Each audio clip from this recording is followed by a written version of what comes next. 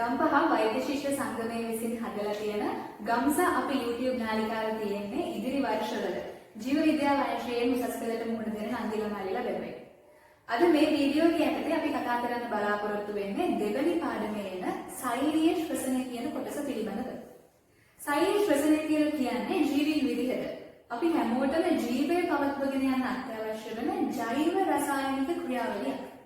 සෛලීය ශ්වසනය ජෛව රසායනික ක්‍රියාවලියක්. සරලවම කියනවා නම් මෙතනදී සිද්ධ වෙන්නේ ජීවී දේහ තුළ ATP සංශ්ලේෂණය වීම. එහෙමත් නැත්නම් අපිට කියන්න පුළුවන් ග්ලූකෝස් ATP බවට පරිවර්තනය වීම කියලා. ATP කියන්නේ මොනවද කියලා අපි කලින් අනු කොටසදී කතා කරනවා. ATP කියන්නේ ජීවී දේහ තුළ තියෙන විනිමය ඒකකය. මේ විනිමය ඒකකය වේදන් කරලා තමයි අපි ද්‍රව්‍ය සංශ්ලේෂණය, ස්නායු ආවේග සංප්‍රේෂණය, පටල හරහා ද්‍රව්‍ය සක්‍රීය පරිවහනය, පේශී සංකෝචනය, ජෛව සංදීප්තිය ආදී කෘත්‍යයන් ඉටු කරන්නේ. ඒ අනුව පැහැදිලි ජීවී දේහ තුළට ATP අත්‍යවශ්‍යයි. ඒ වගේම අපි දන්නවා ATP කියලා කියන්නේ රසායනික ශක්ති විශේෂයක්. ශක්තිය කියන දේ මවන්නත් බෑ, විනාශ කරන්නත් බෑ. යම් ශක්ති ප්‍රභේදයක් තවත් ශක්ති ප්‍රභේදයකට පරිවර්තනය කිරීම තමයි කරන්න පුළුවන්. ATP වල තියෙන රසායනික ශක්තිය බවට පරිවර්තනය වෙන්නේ කාගේ ශක්තියද? අනේ එතනදී තමයි ග්ලූකෝස් කතාවට එන්නේ. ජීවී සෛල තුළට ග්ලූකෝස් කොහෙන්ද? ඒකට තමයි අපි ආහාර ගන්න. අපි දන්නවා ජීවීන්ට ආහාර කියලා කියන්නේ ඉන්ධන. දවස ඉවර වෙනකොට අපි වැඩි හරියක් අරගෙන තියෙන කාබෝහයිඩ්‍රේට් මේ ආහාර නිසා ජීර්ණ ක්‍රියාවලියෙන් පස්සේ ජීවී සෛල තුළට ලැබෙන ග්ලූකෝස් ප්‍රමාණය ඉහළයි. ග්ලිසරෝල් හෝ ඇමයිනෝ අම්ල හෝ ප්‍රමාණයට වඩා ග්ලූකෝස් ප්‍රමාණය වැඩි නිසා සෛල තුළ ප්‍රමුඛව සිද්ධ වෙන්නේ ග්ලූකෝස් ATP බවට පරිවර්තනය වීම. එහෙම නැතුව ග්ලිසරෝල් හෝ ඇමයිනෝ අම්ල ATP බවට පරිවර්තනය වීම නෙමෙයි. අන්න ඒ නිසා තමයි අපි සෛලීය ශ්වසනය කියන මාතෘකාව යටතේ ග්ලූකෝස් ATP බවට පරිවර්තනය වීම කියන ක්‍රියාවලිය පිළිබඳව අධ්‍යයනය කරන්නේ. සෛලීය ශ්වසනය පිළිබඳව දෙන්න පුළුවන් සරල හැඳින්වීම තමයි මම මේ කළේ. දැන් අපි බලමු සම්පත් පොතේ මොනවද මේ ගැන කියලා තියෙන්නේ කියලා. සම්පත් පොතේ මුලින්ම සෛලීය ශ්වසනය කියන එක යටතේ දීලා තියෙනවා අපිට නිර්වචනයක්. මේ නිර්වචනය ව්‍යුහගත රචනා ප්‍රශ්න වල විතර අහන නිසා හැම කරුණක්ම ආවරණය වෙන විදිහට උත්තරේ ලියන්න අපිට පුළුවන්කම තියෙන්න ඕනේ. මේකේ කියනවා කාබෝහයිඩ්‍රේට් වැනි කාබනික අණුවල තියෙන ශක්තිය පියවරින් පියවර සිදුවන ඔක්සිකාරක ක්‍රියාවලියක් මගින් නිදහස් කිරීම සෛලීය ශ්වසනයයි කියන්නේ. අපි දන්නවා කාබෝහයිඩ්‍රේට් වගේ කාබනික අණුවල රසායනික බන්ධනවල රසායනික ශක්තිය කවදා වෙලා තියෙනවා. ඒ වගේම සෛලීය ශ්වසනය කියලා කියන්නේ පියවරින් පියවර සිදුවන ඔක්සිකාරක ක්‍රියාවලියක් කියන එක ඉදිරි පියවරයන් අධ්‍යයනය කිරීමේදී අපිට පැහැදිලි වෙනවා. අනෙක් වැදගත් කාරණය තමයි මේ සමස්ත ක්‍රියාවලියම එන්සයිම මගින් තමයි උත්ප්‍රේරණය වෙන්නේ. ඒ එන්සයිම මොනවද කියන එකවත් ඒවා දායක වෙන්නේ කොයි වගේ තැන්වලද කියන එකවත් අපිට උසස් පෙළදී අධ්‍යයනය කරන්න නැහැ. නමුත් මේක සමස්තයක් වශයෙන් එන්සයිම මගින් උත්ප්‍රේරිත ක්‍රියාවලියක්. අවසාන වශයෙන් සිද්ධ වෙන්නේ ATP සංශ්ලේෂණය කිරීම. සාමාන්‍ය පෙළ කාලේ ඉඳලම අපි දන්නවා සෛලීය ශ්වසනයේ ප්‍රධාන ආකාර දෙකක් තියෙනවා. එක ස්වායු ශ්වසනය, දෙක නිර්වායු ශ්වසනය. ස්වායු ශ්වසනය කියලා කියන්නේ අණුක ඔක්සිජන් පවතින තත්ත්වයක යටතේදී සිදුවන ශ්වසනය. අනෙක් අතට නිර්වායු ශ්වසනය කියලා කියන්නේ අණුක ඔක්සිජන් රහිත තත්ත්වයක යටතේදී සිදුවන ශ්වසනය. මේ පිළිබඳව දල අවබෝධයක් සාමාන්‍ය පෙළ කාලේදී අපිට ලැබෙනවා. අපි මුලින්ම ස්වායු ශ්වසනය පිළිබඳව කතා කරලා ඉමු. ස්වායු ශ්වසනය යටතේ සම්පත් පොතේ දීලා තියෙනවා තවත් නිර්වචනයක්. මේකේ කරුණු තුනක් තියෙනවා. පළවෙනි කරුණ අණුක ඔක්සිජන් පවතින තත්ත්වයක යටතේදී. දෙවෙනි කරුණ ග්ලූකෝස් වැනි ශ්වසන උපස්තර භාවිතය. තුන්වෙනි කරුණ ATP සංශ්ලේෂණය කිරීම. හරියට සරලයි. නමුත් මේක මතක තියාගන්න ඕනේ අපි කොහොම හරි. අණුක ඔක්සිජන් පවතින තත්ත්වයක යටතේදී ග්ලූකෝස් වැනි ශ්වසන උපස්තර භාවිතයෙන් ATP සංශ්ලේෂණය කිරීම. අපි සාමාන්‍ය පෙළ කාලේදී සාමාන්‍යයෙන් කියන්නේ ස්වායු ශ්වසනය කියලා කියන්නේ ඔක්සිජන් පවතින තත්ත්වයකදී සිදුවන ශ්වසනය කියලා. නමුත් උසස් පෙළදී මේ ඔක්සිජන් අපි විශේෂයෙන් කිව යුතුයි අණුක ඔක්සිජන් කියලා. ඊට හේතුව මෙතන තියෙන පරමාණුක ඔක්සිජන් නෙමෙයි O2 අණුවක් තමයි කියන එක තමයි අපි විශේෂයෙන් කියන්නේ. ඒ වගේම අපි වැඩිපුර දවසේ ආහාරයට ගන්න කාබෝහයිඩ්‍රේට් මේ ආහාර නිසා සුලභතම ශ්වසන උපස්තරය ලෙස ජීවීන් තුළ ක්‍රියාත්මක වෙන්නේ ග්ලූකෝස්.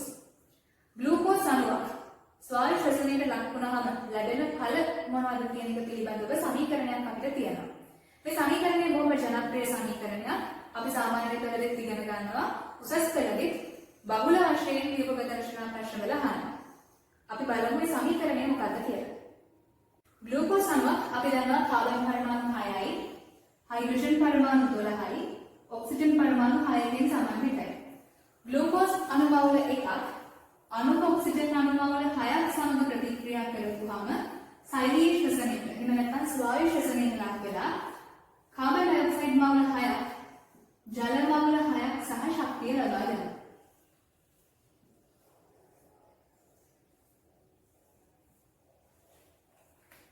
ग्लूकोज मौल्य ऑक्सीजन मौल्य 6ක් සමග ප්‍රතික්‍රියා කරපුවාම කාබන් ඩයොක්සයිඩ් මවුල 6ක්, ජල මවුල 6ක් සහ ශක්තිය ලබා දෙනවා. මෙතනදී ATP කියලා ලියනවට වඩා ශක්තිය කියලා ලියන එක හොඳයි. මොකද මේ ශක්තියේ කොටසක් තාපයේ විදිහට හානි වෙනවා. ඉතින් කොටස තමයි ATP බවට පරිවර්තනය වෙන්නේ. ඒ නිසා මෙතනට ශක්තිය කියලා ලියන්න ATP කියලා ලියන්න එපා. අපි ඝන සමීකරණය समस्त स्वायु श्वसनය කියන ක්‍රියාවලියම මෙහෙම ලියුවට අපි මුලදීවත් කියනවා මේක පියවරෙන් පියවර සිදුවෙන ඔක්සිකාරක ක්‍රියාවලියක් කියලා. ඒ අනුව කෙනෙකුට පැහැදිලි වෙන්න ඕනේ. මෙතන තනි පේලියකින් ලියලා තිබුණාට මේක ඇතුලේ පියවර ගණනාවක් තියෙනවා කියලා. ඇත්තටම මෙතන පියවර 3ක් තියෙනවා. පළවෙනි පියවර ග්ලයිකොලිසිස්. දෙවෙනි පියවර පයිරුවේට් ඔක්සිකරණය සහ සිට්‍රික් අම්ල චක්‍රය. තුන්වෙනි පියවර ඉලෙක්ට්‍රෝන පරිවහන දාමය. එහෙම නැත්නම් අපි ඔක්සිකාරක ෆොස්ෆොරයිලීකරණය කියලා කියනවා. මේ නම් මුලදී නුඹුරුයි වගේ දැනෙන්න පුළුවන්. නමුත් කාලයක් යනකොට මේ නම අපිට පුරු වෙනවා. ඒ නිසා අපි මේ නම් වලට බය වෙන්නේ නැතුව එක එක් පියවර යටතේ සිදු වෙන්නේ මොකද්ද කියලා අධ්‍යයනය කරලා බලමු. පළවෙනි පියවර ග්ලයිකොලිසිස්.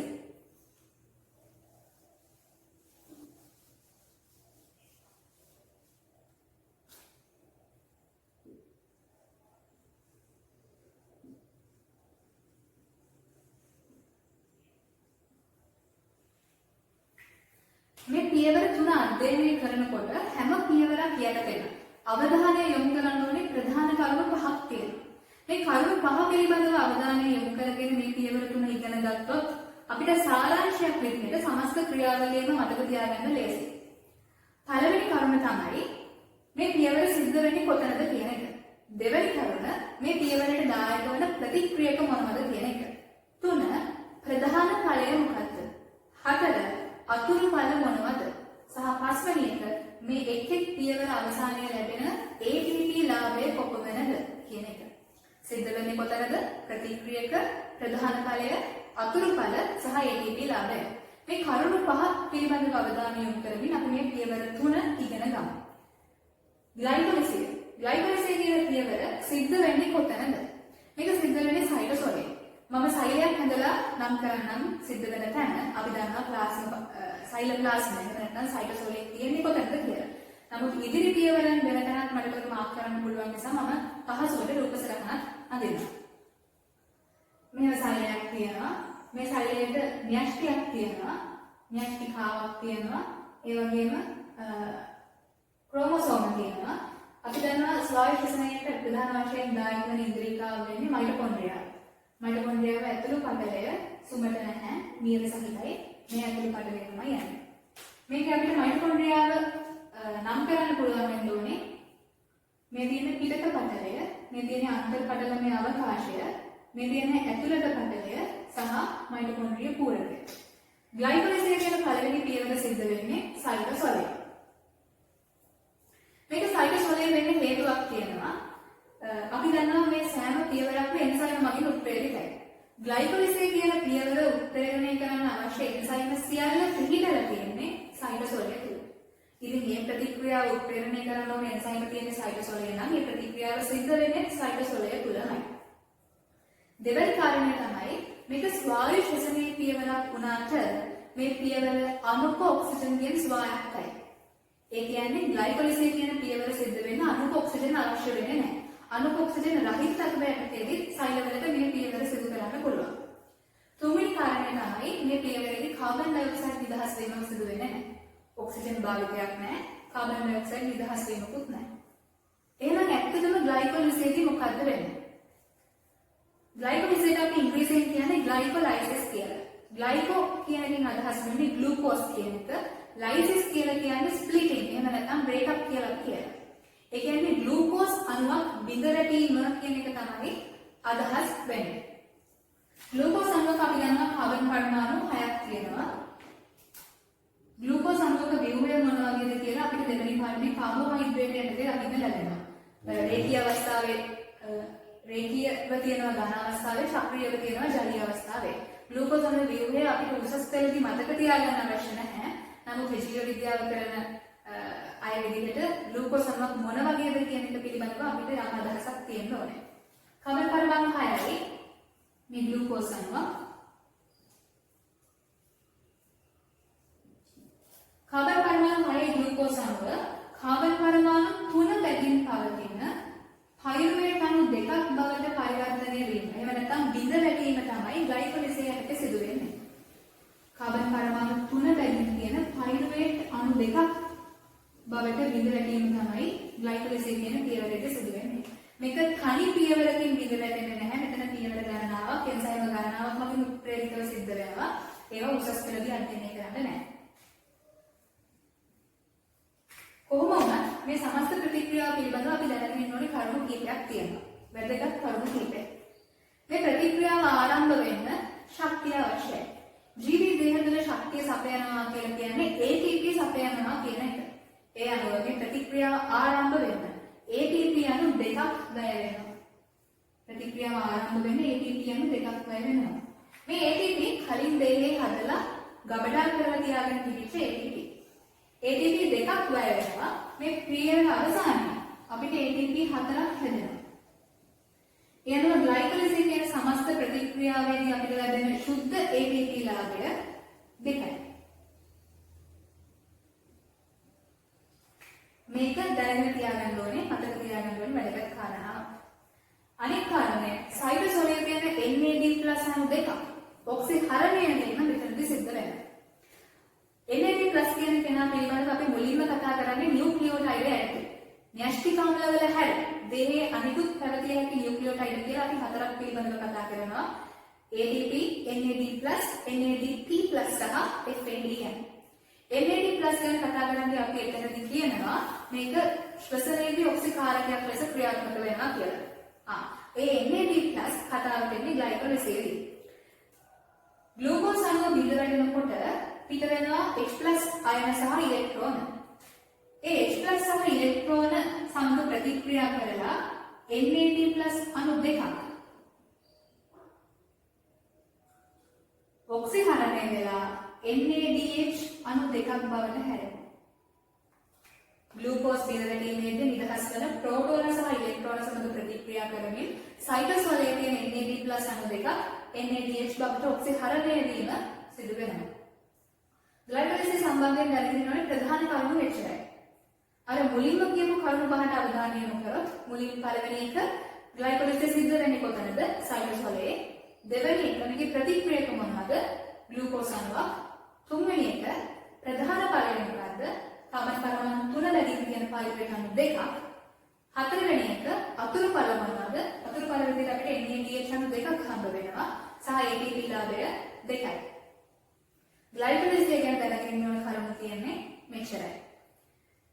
අවසාන වශයෙන් මේ හැදෙන පයිරුවේට් අණු දෙක සෛලයේ අණුක ඔක්සිජන් තියෙන තත්ත්වය යටතේදී සයිටෝසොලේ ඉඳලා මයිටොකොන්ඩ්‍රියා පටල හරහා මයිටොකොන්ඩ්‍රියා පූරකය වෙතට ගමන් කරනවා. දෙවෙනි පියවරට ගමන් කිරීමට. ඒ කියන්නේ පයිරුවේට් ඔක්සිකරණය වීම සඳහා. සෛලයේ අණුක ඔක්සිජන් තියෙන තත්ත්වය යටතේදී මේ පයිරුවේට් අණු දෙක සයිටෝසොලේ ඉඳලා පූරකය වෙත ගමන් කිරීම සිදු වෙනවා. ඒ අනුව දෙවෙනි පියවර සිද්ධ වෙන්නේ මයිටොකොන්ඩ්‍රියා පූරකය තුල. දැන් අපි බලමු දෙවෙනි පියවරේ මොනවද වෙන්නේ කියලා. දෙවෙනි පියවර පයිරුවේට් ඔක්සිකරණය සහ සිට්‍රික් අම්ල චක්‍රය. අපි මේකේ මුලින්ම පයිරුවේට් ඔක්සිකරණය පිළිබඳව කතා කරලා ඉන්නේ.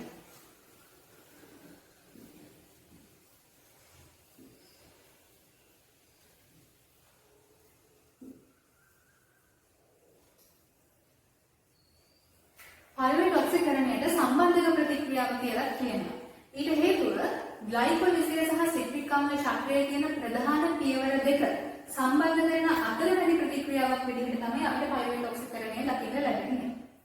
පයිරුවේට් ඔක්සිකරණය සිද්ධ වෙන්නේ මයිටොකොන්ඩ්‍රිය පූරකය තුළ. පූරකයට ප්‍රතික්‍රියක විදිහට මුලින්ම එන්නේ කාබන් පරමාණු 3 බැගින් තියෙන පයිරුවේට් අණු දෙකක්.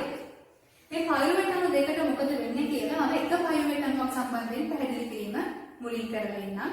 අනතුරුව ලැබෙන ඵල දෙගුණ කරපුවාම අපිට පයිරුවේට් අණු දෙකට අදාළව සිද්ධ වෙන්නේ මොකක්ද කියලා තේරුම් ගන්න පුළුවන්. කාබන් පරමාණු 3 බැගින් තියෙන පයිරුවේට් අණුවක් අපිට මුලින්ම හම්බ වෙන්නේ. මේ පයිරුවේට් අණුව මයිටොකොන්ඩ්‍රිය පූරකයට ආපු ගමන් කාබන් ඩයොක්සයිඩ් අණුවක් නිදහස් කරනවා. කාබන් ඩයොක්සයිඩ් අණුවක් නිදහස් කරලා එයා ඇසිටයිල් කාණ්ඩයක් බවට පත් වෙනවා. ඇසිටයිල් කාණ්ඩයක් බවට පත් වෙනවා. අනතුරුව මේ ඇසිටයිල් කාණ්ඩය සහ එන්සයිම A. එහෙම නැත්නම් අපි කියනවා කොඑන්සයිම A. ඒක අපි ලියන්නේ CoA කියලා. සහ එන්සයිම A කාණ්ඩයක් සමග සම්බන්ධ වෙලා ඇසිටයිල් සහ එන්සයිම A අණුවක් බවට පත් වෙනවා. ඇසිටයිල් සහ එන්සයිම පයිරුවේට් අණුව කාබන් පරමාණු 3ක් තිබුණ ආරම්භයේදී එක කාබන් පරමාණුවක් සහිත කාබන් ඩයොක්සයිඩ් අණුවක් නිදහස් කරලා කාබන් පරමාණු දෙකක් තියෙන ඇසිටයිල් කාණ්ඩයක් බවට පත් වෙනවා. ඇසිටයිල් කාණ්ඩය සහ එන්සයිම A සමග ප්‍රතික්‍රියා කරලා කාබන් පරමාණු දෙකක් තියෙන ඇසිටයිල් සහ එන්සයිම A බවට පරිවර්තනය වෙනවා. මේක තමයි පයිරුවේට් ඔක්සිකරණයේදී සාමාන්‍යයෙන් සිද්ධ වෙන්නේ. ඒ වගේම ග්ලයිකොලිසිස්දී වගේ මෙතනදී NAD+ අණුවක් ප්‍රෝටෝනයක් සහ ඉලෙක්ට්‍රෝන දෙකක් සමග ප්‍රතික්‍රියා කරලා NADH අණුවක් බවට ඔක්සිහරණය වීම සිද්ධ වෙනවා. දැන් අපි බලුවොත් පයිරුවේට් අණු දෙකකට ලැබෙන ඵල මොනවද කියලා. ආරම්භයේ පයිරුවේට් අණු දෙකක් වෙනවා. එයා කාබන් ඩයොක්සයිඩ් දෙකක් නිදහස් කරලා ඇසිටයිල් කාණ්ඩ දෙකක් බවට පරිවර්තනය වෙනවා. ඒ වගේම සහ එන්සයිම් A දෙකක් සමග ප්‍රතික්‍රියා කරලා ඇසිටයිල් සහ එන්සයිම් A දෙකක් හැදෙනවා. මෙතනදී පූරකයේ තියෙන NAD+ දෙකක්, ප්‍රෝටෝන දෙකක් සහ ඉලෙක්ට්‍රෝන 4ක් සමග ප්‍රතික්‍රියා කරලා NADH දෙකක් බවට ඔක්සිහරණය වීම සිදු වෙනවා. හරිම සරලයි. පයිරුවේට් ඔක්සිකරණයේදී වෙන්නේ මෙච්චරයි. මේක තනි තේරයකට සමීකරණයක් විදිහට ලියන්න අපිට සම්බන්ධව දීලා තියෙනවා. ගොඩාක් ජනප්‍රිය නැති වුණාට ඇතැම් අවස්ථාවල විභෝගිත රචනා ප්‍රශ්නවල ඒ සමීකරණය ලියන්න කියලා අපිට එනවා. ඒ නිසා ඒක ලියන්න අපි මතක තියාගන්න ඕනේ. දැන් අපි බලමු කොහොමද ඒ සමීකරණය ලියන්නේ කියලා.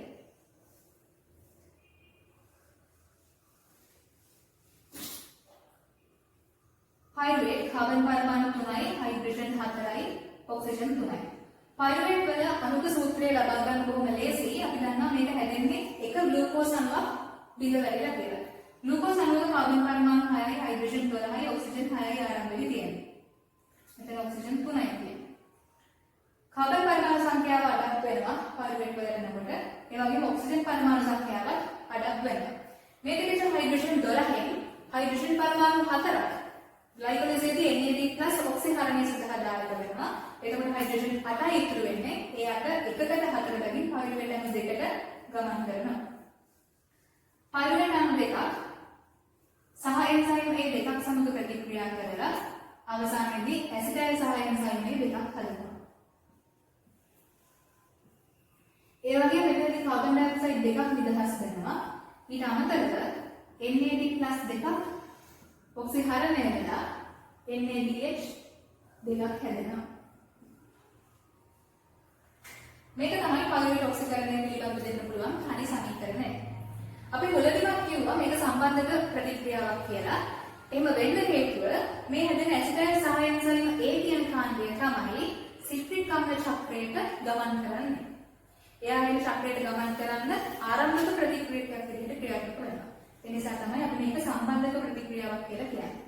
අර මුලින් කියපු කරුණු පහට අදාළව සලකලා බලුවොත් පළවෙනි කරුණ මේක සිද්ධ වෙන්නේ කොතනද මයිටොකොන්ඩ්‍රිය පූරකයේ. දෙවෙනි කරුණ ප්‍රතික්‍රියාවක් මොනවාද? කාබන් පරමාණු 3 බැගින් තියෙන පයිරුවේට් අණු දෙක.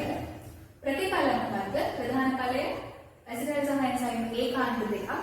අතුරු ඵලයේ විදිහට NADH දෙකක් හම්බ වෙනවා සහ කාබන් ඩයොක්සයිඩ් දෙකක් හම්බ වෙනවා. ATP ලාභය කොපමණද කියලා කිව්වොත් මේක ATP හම්බ වෙන්නේ නැහැ. මේ පියවර ATP නිෂ්පාදනය කරන පියවර නෙමෙයි. දැන් අපි බලමු තුන්වෙනි පියවර සිට්‍රික් ආම්ල චක්‍රය මොකද වෙන්නේ කියලා. දෙවෙනි පියවරේ ඊළඟ කොටස සිට්‍රික් අම්ල චක්‍රය.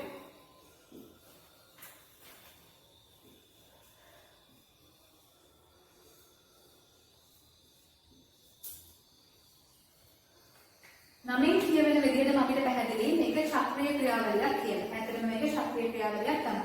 මේ චක්‍රයට සිට්‍රික් අම්ල චක්‍රය කියන නම ලැබෙන්න හේතුව මේකේ ප්‍රථම ඵලයේ විදිහට අපිට හම්බ වෙන්නේ සිට්‍රික් අම්ලය. ඒ වගේම අපි මේකට TCA චක්‍රය කියලා කියනවා. ඒ කියන්නේ ට්‍රයි කාබොක්සිලික් ඇසිඩ් සයිකල් කියන එක. ඊට හේතුව සිට්‍රික් අම්ලයට තියෙනවා කාබොක්සිලික් කාණ්ඩ තුනක්. ඒ කියන්නේ COOH කාණ්ඩ තුනක් තියෙනවා. ඒක නිසා අපි මේකට ට්‍රයි කාබොක්සිලික් ඇසිඩ් කියලා කියනවා. ඒ අනුව මේ චක්‍රයට TCA චක්‍රය කියන නමත් ලැබෙනවා. බොහොම ජනප්‍රිය වශයෙන් අපි මේක හඳුන්වන්නේ ක්‍රෙබ්ස් චක්‍රය කියලා. ඒක හේතුව මේ ප්‍රතික්‍රියාවේ පියවර අනුක්‍රමය හොයාගත්තේ ක්‍රෙබ්ස් කියලා විද්‍යාඥයෙක්. ඒ විද්‍යාඥයාට කරන ගෞරවයක් විදිහට තමයි අපි ක්‍රෙබ්ස් චක්‍රය කියන නම භාවිත කරන්නේ. දැන් අපි බලමු මේ චක්‍රය සිද්ධ වෙන්නේ මොකද්ද කියලා.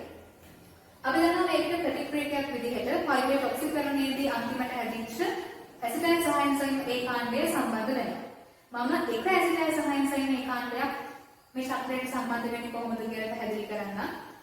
ඒ ලැබෙන ඵල දෙගුණ කරපුවාම තමයි ඇසිටයිල් සහ එන්සයිම් ඒකාණ්ඩ දෙක චක්‍රයට සම්බන්ධ වුණාම ලැබෙන ප්‍රතිඵල තීරණය වෙන්නේ. මුලින්ම මේ ඇසිටයිල් සහ එන්සයිම් ඒකාණ්ඩය පූරකයේ තියෙන ඔක්සලෝ ඇසිටේට් කාණ්ඩයක් සමග ප්‍රතික්‍රියා කරලා සිට්‍රික් අම්ලය හදනවා. මේ සිට්‍රික් අම්ලය නිසා තමයි මේ චක්‍රයට සිට්‍රික් අම්ලය කියන නම ලැබෙන්නේ. ආරම්භයේ ඇසිටයිල් සහ එන්සයිම් ඒක තියෙනවා කාබන් පරමාණු දෙකක්, ඔක්සලෝ ඇසිටේට් එකකින් තියෙනවා කාබන් පරමාණු හතරක්. අවසානයේ ලැබෙන සිට්‍රික් අම්ලයට කාබන් පරමාණු 6ක් තියෙනවා. අනතුරුව මේ සිට්‍රික් අම්ලය චක්‍රීය පියවර ගණනාවක් ඔස්සේ ගිහිල්ලා ඔක්සලෝ ඇසිටේට් පුනර්ජනනය කිරීම සිදු වෙනවා. මෙතනදී පියවර කිහිපයක් සිදු වෙනවා. ඒ පියවර මොනවද කියන එක සහ ඒවට දායක වෙන එන්සයිම මොනවද කියන එක උසස් පෙළදී අධ්‍යයනය කරන්න නැහැ. නමුත් මේක එන්සයිම මගින් උත්ප්‍රේරිත ප්‍රතික්‍රියාවක් කියන එක අපි දැනගෙන ඉන්න ඕනේ. මේ චක්‍රය පිළිබඳව අපි දැනගෙන ඉන්න ඕනේ කරුණු කීපයක් තියෙනවා. පළවෙනි කාරණය තමයි ආරම්භයේදී කාබන් පරමාණු 6ක් තියෙනවා. නමුත් චක්‍රීය ක්‍රියාවලිය අවසාන වෙනකොට ඔක්සලෝ ඇසිටේට් එකේ තියෙන කාබන් පරමාණු 4යි. ඒ කියන්නේ කාබන් පරමාණු දෙකක් මේ චක්‍රයේ යම් අවස්ථාවකදී කාබන් ඩයොක්සයිඩ් විදිහට එළියට ගිහින් තියෙනවා. කාබන් ඩයොක්සයිඩ් අණු දෙකක් නිදහස් වෙනවා. ඒ වගේම තමයි කලින් පියවරවලදී උනා වගේ NAD+ ඔක්සිහරණය වීමත් මෙතනදී සිදු වෙනවා. NAD+ අණු 3ක් ප්‍රෝටෝන 3ක් සහ ඉලෙක්ට්‍රෝන 6ක් සමග ප්‍රතික්‍රියා කරලා NADH අණු 3ක් බවට ඔක්සිහරණය වීම එක ඇසිටයිල් සහ එන්සයිම් ඒකාණ්ඩයක් සිට්‍රික් අම්ල චක්‍රයට දායක වුණාම සිද්ධ වෙනවා. ඒ වගේම තමයි නව අලුත් එක්කෙනෙක් මෙතන එනවා. ඒ තමයි FAD. FAD ගැන අපි මුලින්ම ඉගෙන ගන්න NAD+ ඉගෙන ගන්න තැනදීමයි. ඒ කියන්නේ නියුක්ලියෝටයිඩයක් කියලා. FAD මෙතනදී ඔක්සිහරණයට ලක් වෙනවා. කොහොමද? එක FAD යම ප්‍රෝටෝනයක් සහ ඉලෙක්ට්‍රෝනයක් සමග ප්‍රෝටෝන දෙකක් සහ ඉලෙක්ට්‍රෝන දෙකක් සමග ප්‍රතික්‍රියා කරලා FADH2 අණු දෙකක් බවට ඔක්සිහරණය වෙනවා. මේක අමතරව මේ චක්‍රය තුළදී එක ATP අණුවක් නිෂ්පාදනය කිරීමක් සිදු වෙනවා. ආයෙත් කිව්වොත් ඇසිටයිල් සහ එන්සයිම් ඒකාණ්ඩය ඔක්සලෝ ඇසිටේට් සමග ප්‍රතික්‍රියා කරලා සිට්‍රික් අම්ලය හදනවා. සිට්‍රික් අම්ලය චක්‍රීය ක්‍රියාවලියක් ඔස්සේ ගිහිලා නැවත ඔක්සලෝ ඇසිටේට් පුනර්ජනනය කරනවා. ඒ අනුව චක්‍රීය ක්‍රියාවලිය අතරතුරේදී කාබන් ඩයොක්සයිඩ් දෙකක් නිදහස් වෙනවා. NAD+ 3ක් ඔක්සිහරණය වෙලා NADH අණු 3ක් හැදෙනවා. ඊට අමතරව FAD අණුවක් ඔක්සිහරණය වෙලා FADH2 අණු එකක් හැදෙනවා. ඒ වගේම එක ATP අණුවක් සංශ්ලේෂණය වෙනවා. ආරම්භයේ ඇසිටයිල් සහ එන්සයිම් A දෙකක් ඔක්සලෝ ඇසිටේට් දෙකක් සමග සම්බන්ධ වෙලා සිට්‍රික් අම්ල දෙකක් හදනවා. FADH දෙකක් ප්‍රෝටෝන 4ක් සහ ඉලෙක්ට්‍රෝන 4ක් සමග ප්‍රතික්‍රියා කරලා FADH2 දෙකක් හදනවා. NADH 6ක් ප්‍රෝටෝන 6ක් සහ ඉලෙක්ට්‍රෝන 12ක් සමග ප්‍රතික්‍රියා කරලා NADH 6ක් බවට ඔක්සිහරණය වෙනවා. කාබන් ඩයොක්සයිඩ් අණු 4ක් නිදහස් වෙනවා සහ ATP අණු දෙකක් හැදෙනවා. සිට්‍රික් අම්ල චක්‍රය පිළිබඳව ඉගෙන ගන්න තියෙන මෙච්චරයි. අර මුලින් කියපු කරුණු පහට අදාළව අපි මේ පියවර සලකලා බලුවොත් පළවෙනි කරුණ මේක සිද්ධ වෙන්නේ කොතනද? මයිටොකොන්ඩ්‍රිය පූරකයේ ප්‍රතික්‍රියක මොනවාද? ඇසිටයිල් සහායක සයනයේ සහ ඔක්සිඩෝ ඇසිටේ. ප්‍රතිඵල මොනවාද? ප්‍රධාන ඵලය විදිහට අපිට හම්බ වෙන්නේ ඔක්සිඩෝ ඇසිටේට් තමයි. මොකද මේක ශක්‍රීය ක්‍රියාවලියක්නේ. එහෙම නැත්නම් අපිට ප්‍රධාන ඵලයක් නැහැ කියලා ගන්න පුළුවන්. අතුරු ඵල ගොඩක් ලැබෙනවා. FADH2 අණු 2යි, NADH අණු 6යි, කාබන් ඩයොක්සයිඩ් අණු 4යි. ඒ වගේම ATP ලාභය ATP දෙකක් හම්බ වෙනවා. සිට්‍රික් අම්ල ශක්‍රීය පිළිබඳව තියෙන මෙච්චරයි. ඊළඟ පියවර ඉලෙක්ට්‍රෝන පරිවහන දාමය. එහෙම නැත්නම් අපි කියනවා ඔක්සිකාර්බ ෆොස්ෆොරයිලීකරණය කියලා. සෛලීය ශ්වසනයේ තුන්වෙනි පියවර ඉලෙක්ට්‍රෝන පරිවහන දාමය. එහෙම නැත්නම් අපි මේකට ඔක්සිකාර්බ ෆොස්ෆොරයිලීකරණය කියලා කියනවා. ඉලෙක්ට්‍රෝන පරිවහන දාමය. මේ ඉලෙක්ට්‍රෝන පරිවහන දාමය සිද්ධ වෙන්නේ කොතනද? ඉලෙක්ට්‍රෝන පරිවහන දාමය සිද්ධ වෙන්නේ මයිටොකොන්ඩ්‍රියාවේ ඇතුළු පටලයේ නියර හරහා කියලා තමයි කියන්නේ. මයිටොකොන්ඩ්‍රියාවේ ඇතුළු පටලයේ නියර හරහා තමයි ඉලෙක්ට්‍රෝන පරිවහන දාමය වෙනවා කියලා කියන්නේ. අපි දන්නවා මයිටොකොන්ඩ්‍රියාවේ ඇතුළු පටලය සුමට නැහැ. මේකේ නියර ආකාර නැමීම් තියෙනවා. මේ නැමීම් වලින් කරන්නේ ඉලෙක්ට්‍රෝන පරිවහන දාමයට අවශ්‍ය වෙන පරිදි පෘෂ්ඨික ක්ෂේත්‍රඵලය වැඩි කරලා දෙන එක. ඉලෙක්ට්‍රෝන පරිවහන දාමයේදී ප්‍රධාන වශයෙන් සිද්ධ වෙන්නේ මොකක්ද? මෙතනදී මූලිකවම සිද්ධ වෙන්නේ අපි පෙර පියවරවලදී ඉපදවපු NADH සහ FADH2 ඔක්සිකරණය වීම. අපි NADH2 ඉපදවනවා ග්ලයිකොලිසිය, පයිරුවේට් ඔක්සිකරණය සහ සිට්‍රික් අම්ල චක්‍රය කියන පියවර තුනේදීම. FADH2 ඉපදවනවා සිට්‍රික් අම්ල චක්‍රය කියන පියවරේදී.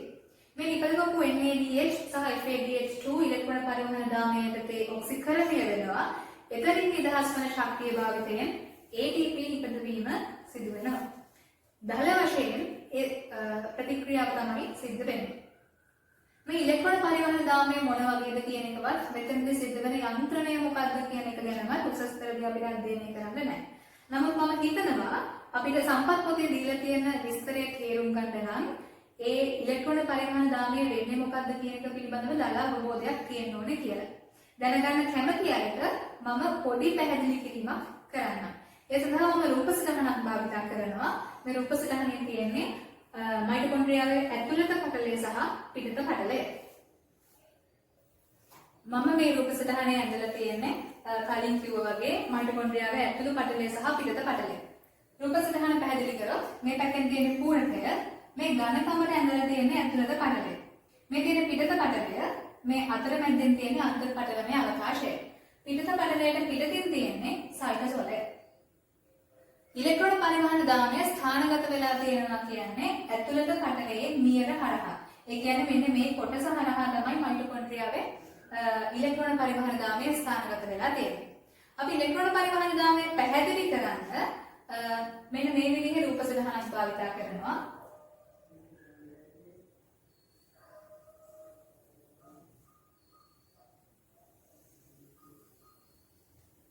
මේ රූප සටහනට ප්‍රධාන වශයෙන් කාණ්ඩ පහක් තියෙනවා. පළවෙනි කාණ්ඩය, දෙවෙනි කාණ්ඩය, තුන්වෙනි කාණ්ඩය, මේක හතරවෙනි කාණ්ඩය සහ මේ කියන්නේ පස්වෙනි කාණ්ඩය. මේ කාණ්ඩ පහ ඇතුළත් රූප සටහන භාවිත කරලා තමයි සාමාන්‍යයෙන් ඉලෙක්ට්‍රෝන පරිවහන දාමය පැහැදිලි කරන්නේ. මොකද්ද මෙතනදී වෙන්නේ? අපි මුලින්ම කිව්වා මේ පියවරේදී කලින් පියවරවලදී නිෂ්පාදනය කරපු NADH ඔක්සිකරණය වෙනවා කියලා. NAD+ H+ සහ දෙකක් ඉලෙක්ට්‍රෝන බවට ඔක්සිකරණය වෙනවා. ඒ වගේම සිට්‍රික් අම්ල චක්‍රය කියන පියවරේදී නිපදවපු FADH2 FAD ධන ප්‍රෝටෝන දෙකක් ධන දෙකක් ඉලෙක්ට්‍රෝන බවට ඔක්සිකරණය වෙනවා. NADH ඔක්සිකරණය වීමෙන් නිදහස් වෙන මේ ඉලෙක්ට්‍රෝන පළවෙනි කාණ්ඩයට ගමන් කරනවා. ඒ වගේම FADH2 ඔක්සිකරණයෙන් නිදහස් වෙන මේ ඉලෙක්ට්‍රෝන දෙවෙනි කාණ්ඩයට ගමන් කරනවා. මේ තියෙන්නේ මයිටොකොන්ඩ්‍රියාවේ ඇතුළත පටලයේ ස්ථානගත වෙලා තියෙන ඉලෙක්ට්‍රෝන පරිවහන දාමය. NADH ඔක්සිකරණයෙන් නිදහස් වෙන ඉලෙක්ට්‍රෝන පළවෙනි කාණ්ඩයට, FADH2 ඔක්සිකරණයෙන් නිදහස් වෙන ඉලෙක්ට්‍රෝන දෙවෙනි කාණ්ඩයට ගමන් කරනවා. අනතුරුව මේ ඉලෙක්ට්‍රෝන නිසා පළවෙනි කාණ්ඩය සහ දෙවෙනි කාණ්ඩය ඉහළ ශක්ති මට්ටමකට ගමන් කරනවා.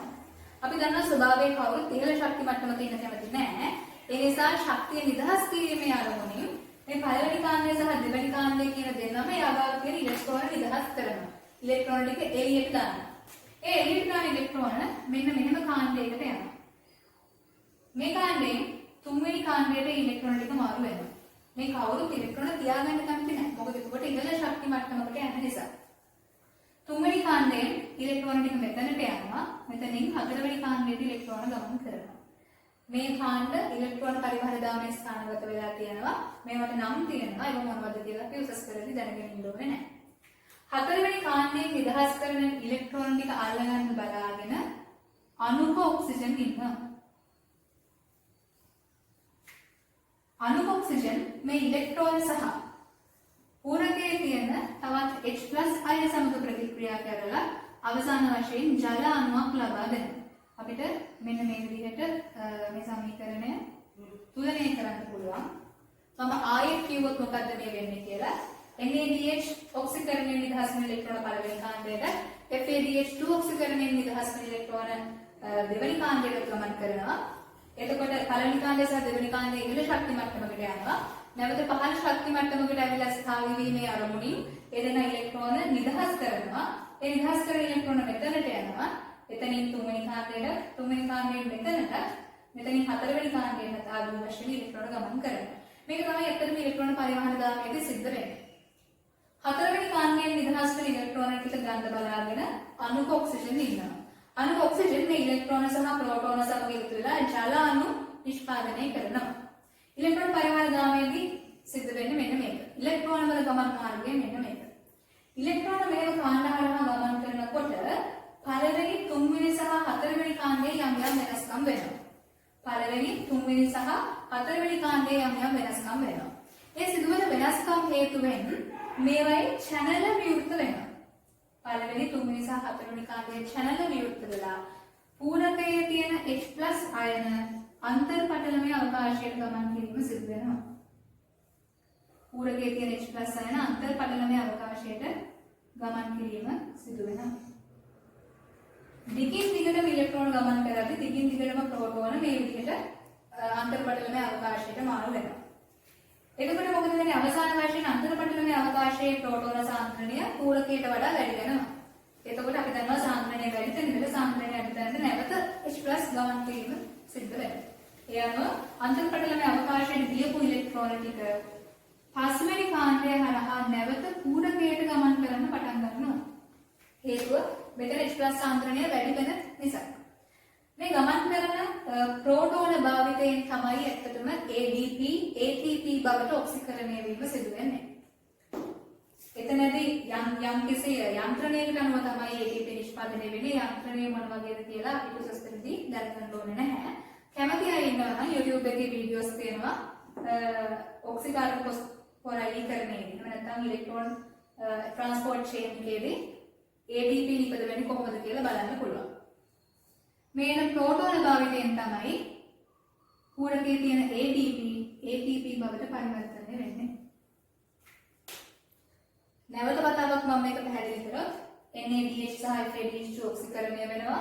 NADH ඔක්සිකරණයෙන් නිදහස් වෙන ඉලෙක්ට්‍රෝන පළවෙනි කාණ්ඩයට, FADH2 ඔක්සිකරණයෙන් නිදහස් වෙන ඉලෙක්ට්‍රෝන දෙවෙනි කාණ්ඩයට ගමන් කරනවා. එතකොට එදෙන ඉහළ ශක්ති මට්ටමකට පැමිණෙන නිසා ඒ දෙන්නම ඉලෙක්ට්‍රෝන නිදහස් කරනවා. ඒ නිදහස් කරන ඉලෙක්ට්‍රෝන තුන්වෙනි කාණ්ඩයට, අනතුරුව හතරවෙනි කාණ්ඩයට ආදී වශයෙන් නියර හරහා ගමන් කරනවා. ගමන් කරන ඉලෙක්ට්‍රෝන හතරවෙනි කාණ්ඩයෙන් පස්සේ නිදහස් කරාම ඒ ඉලෙක්ට්‍රෝන ලබා ගන්න අණුක ඔක්සිජන් එයා ප්‍රෝටෝන සමග එකතු වෙලා H2O හදනවා. අපි දන්නවා ප්‍රෝටෝනයන් සහ ඉලෙක්ට්‍රෝනයන් එකතු කරාම ජල අණුවක් මේ හයිඩ්‍රජන් පරමාණුවක් තමයි හැදෙන්නේ. ඉලෙක්ට්‍රෝන මෙහෙම ගමන් කරද්දී පළවෙනි, තුන්වෙනි සහ හතරවෙනි කාණ්ඩයේ channel විවෘත වෙනවා. ඒ විවෘත වෙන channel ඔස්සේ ප්‍රෝටෝන අන්තර්පටලමය අවකාශයට ගමන් කරනවා. අන්තර්පටලමය අවකාශයේ ප්‍රෝටෝන සාන්ද්‍රණය වැඩි වෙන නිසා අවසාන වශයෙන් පස්වෙනි කාණ්ඩය හරහා මේ ප්‍රෝටෝන නැවත පූරකයට ගමන් කිරීම සිදු වෙනවා. ඒ ප්‍රෝටෝන නැවත පූරකයට එනකොට තමයි ADP ATP බවට පරිවර්තනය වෙන්නේ. මෙතන යම්කිසි යන්ත්‍රණයකට අනුව තමයි සිද්ධ වෙන්නේ. යන්ත්‍රණය අපි දැනගන්න ඕනේ නැහැ. ඇත්තට මේ පස්වෙනි කාණ්ඩයට කියන නම තමයි ATP සින්තේස්. ATP සින්තේස් කියන නම ලැබෙන්න හේතුව ඇත්තට මෙතනදී තමයි ATP සංශ්ලේෂණය වෙන්නේ. උසස් පෙළ සම්පත් පොතේ අපිට කියන්නේ FADH සහ FADH2 සහ NADH ඔක්සිකරණය වෙන බවත් එතනින් ATP නිපද වෙන බවත් මේ දෙක ඔක්සිකරණය වෙලා ඉලෙක්ට්‍රෝන නිදහස් වෙන බවත් එතනින් ATP නිෂ්පාදනය වෙන බවත් විතරයි උසස් පෙළදී අපිට කියන්නේ. මේ අතරමැද කරපු පැහැදිලි කිරීම මම වැඩිපුර දැනුම සඳහා තමයි කරේ. ඒක අපිට දැනගන්න අවශ්‍ය වෙන්නේ නැහැ. සම්පත් පොතේ අපිට කියනවා ඉලෙක්ට්‍රෝන පරිමාණ දාමයේ ස්ථානගත වෙලා තියෙන මයිටොකොන්ඩ්‍රියාව ඇතුළු පටලය කියලා. ඒක එහෙමයි කියලා අපිට දැන් තේරෙනවා. ඒ වගේම සම්පත් පොතේ කියනවා ස්වායු ශ්වසනයේ අවසාන ඉලෙක්ට්‍රෝන ප්‍රතිග්‍රාහකය විදිහට අණුක ඔක්සිජන් ක්‍රියාත්මක වෙනවා කියලා. අණුක ඔක්සිජන් අවසාන වශයෙන් ඉලෙක්ට්‍රෝන ප්‍රතිග්‍රහණය කරනවා කියන එක අපිට තේරෙනවා. විභවගත රචනා ප්‍රශ්නවල නිතර අහන ප්‍රශ්නයක් තමයි ස්වායු ශ්වසනයේ අවසාන ඉලෙක්ට්‍රෝන ප්‍රතිග්‍රාහකය කවුද කියන්නේ. එතකොට අණුක ඔක්සිජන් කියන නම දෙන්න ඕනේ. මෙතන ඔක්සිජන් පරමාණුවක් නෙමෙයි දෙන්නේ. ඔක්සිජන් අණුවක් කියන්නේ. ඒක නිසා අණුක ඔක්සිජන් තමයි අවසාන ඉලෙක්ට්‍රෝන ප්‍රතිග්‍රාහකය වෙන්නේ. ඒ වගේම අපිට තව පොතේ දීලා තියෙනවා ඉලෙක්ට්‍රෝන පරිමාණ දාමය ඉලෙක්ට්‍රෝන සහ ප්‍රෝටෝන චලනයට ආධාර කරන ප්‍රෝටීන සහ ප්‍රෝටීන නොවන අණු වලින් සමන්විතයි කියලා. ඒ කියන්නේ මොකද්ද?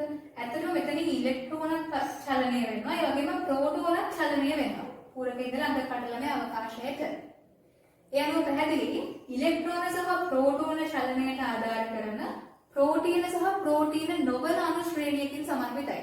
මේ ඇතන් කාණ්ඩ ප්‍රෝටීන නෙමෙයි. එතකොට ප්‍රෝටීන සහ ප්‍රෝටීන නොවන අණු ශ්‍රේණියකින් තමයි ඉලෙක්ට්‍රෝන පරිමාණ දාමය සමන්විත වෙන්නේ. පොතේ තියෙන කාරණා පැහැදිලි කරගන්න මම හිතනවා මේ පැහැදිලි කිරීම ප්‍රමාණවත් කියලා. දැන් අපිට පොතේ කියන්නේ NADH වලින් ATP නිපද වෙන ඔක්සිකරණයෙන් FADH2 වලින් ATP නිපද වෙනවා කියලා. මේ දෙක ඔක්සිකරණය වුණා. ඒ කියන්නේ මෙතනදී ATP නිපදවන්නේ ඔක්සිකාරක ෆොස්ෆොරයිලීකරණය. අපි දන්නවා ATP නිපදවන්න ක්‍රම තුනක් තියෙනවා. ප්‍රභා ෆොස්ෆොරයිලීකරණය, උපස්තර ෆොස්ෆොරයිලීකරණය සහ ඔක්සිකාරක ෆොස්ෆොරයිලීකරණය කියලා. මෙතනදී සිද්ධ වෙන්නේ ඔක්සිකාරක ෆොස්ෆොරයිලීකරණය. එක NADH අණුවක් ඔක්සිකරණය වුණාම ATP අණු 2.5ක් නිපදවන්න පුළුවන් කියලා විද්‍යාඥයෝ ගණනය කිරීම කරලා කියනවා. ඒ වගේම එක FADH2 අණුවක් ඔක්සිකරණය වුණාම ATP අණු 1.5ක් නිපදවන්න පුළුවන් කියලා ගණනය කිරීම කරලා තියෙනවා. ආරම්භයේදී NADH කීයක් තියෙනවද? ග්ලයිකොලිසේටි දෙකක් නිපදවනවා. පයිරුවේට් ඔක්සිකරණයේදී දෙකක් නිපදවනවා. සහ සිට්‍රික් අම්ල චක්‍රයේදී 6ක් නිපදවනවා. ඔක්කොම NADH 10ක් තියෙනවා. එකකින් 2.5 ගානේ අපි මේ පියවර අවසන් වෙනකොට NADH වලින් ATP නිපදවලා තියෙනවා 25ක්. ඒ වගේම තමයි සිට්‍රික් අම්ල චක්‍රයේදී FADH2 අණු දෙකක් නිපදවනවා. එකකින් 1.5 ගානේ ATP 3ක් නිපදවන්න පුළුවන් වෙනවා FADH2 ඔක්සිකරණය. ඉලෙක්ට්‍රෝන පරිවහන දාමය නැත්නම් ඔක්සිකාරක ෆොස්ෆොරයිලීකරණය කියන පියවර අවසානයේ අපිට සමස්ත වශයෙන් ලැබෙනවා ATP 28ක්. ඉලෙක්ට්‍රෝන පරිවහන දාමය පිළිබඳව දැනගෙන ඉන්නවා මෙච්චරයි. අර මුලින් කියපු කරුණු පහට අනුව සලකලා බැලුවොත් පළවෙනි කාරණාව මේක සිද්ධ වෙන්නේ කොතනද? මයිටොකොන්ඩ්‍රියාව ඇතුළු පටලයේ මියර හරහා. දෙවෙනි කාරණාව මේකේ ප්‍රතික්‍රියක මොනවද? NADH සහ FADH2 තමයි ප්‍රතික්‍රියක වෙන්නේ. ප්‍රධාන ඵලය මොකද්ද? ප්‍රධාන ඵලය ATP. අතුරු ඵල මොනවද? අතුරු ඵල විදිහට අපිට ජල අණුවක් හම්බ වෙනවා. ATP ලාභය කොපමණද දැහුවොත් සමස්තයක් වශයෙන් ATP අණු 28ක් හම්බ වෙනවා මේ පියවරේදී. ඉලෙක්ට්‍රෝන පරිමාණ දාමය ගැන දැනගෙන ඉන්න ඕනේ මෙච්චරයි. දැන් අපි බලමු සමස්තයක් විදිහට මේ පියවර තුනේම සාරාංශය වගුවකට ගන්නේ කොහොමද කියලා. මම මේ වගුව ඇඳලා තියෙන්නේ ස්වායු ශ්වසනීය පියවරවලට එක පියවරකට අදාළව අර මුලින් කියපු කරුණු පහ සලකලා. පළවෙනි කරුණ සිද්ධ වෙන්නේ කොතනද?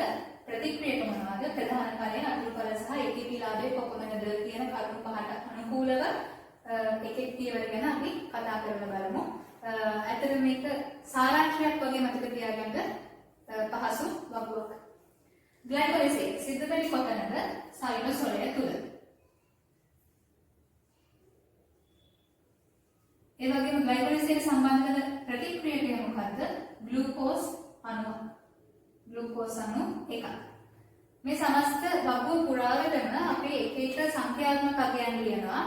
ඒ හැම සංඛ්‍යාත්මක අගයක්ම ලියන්නේ එක ග්ලූකෝස් අණුවක් ශ්වසනයට ලක් වුණාම ලැබෙන කල සංඛ්‍යාව තමයි ලියන්නේ. එතකොට ආරම්භයේදී ග්ලයිකොලිසේට සම්බන්ධ වෙන ප්‍රතික්‍රියක වෙන්නේ ග්ලූකෝස් අණුවක්. ප්‍රධාන කලයේ විදිහට අපිට හම්බ වෙනවා පයිරුවේට් අණු දෙකක්. පයිරුවේට් අණු දෙකක්. අතුරු කල විදිහට අපිට NADH අණු දෙකක් හම්බ වෙනවා. ATP ලාභය දෙකයි. පයිරුවේට් ඔක්සිකරණය සිද්ධ වෙන්නේ කොතනද? මයිටොකොන්ඩ්‍රියා පූරකයේ.